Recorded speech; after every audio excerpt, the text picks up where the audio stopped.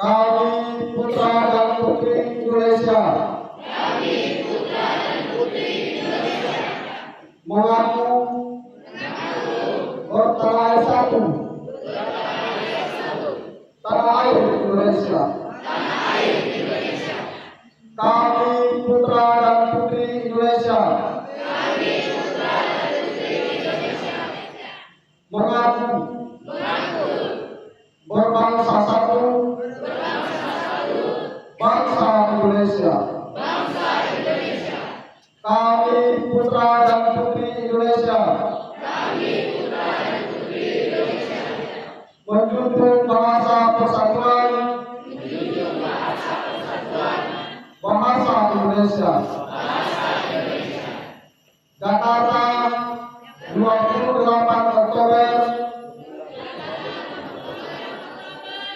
1928. Assalamualaikum warahmatullahi wabarakatuh.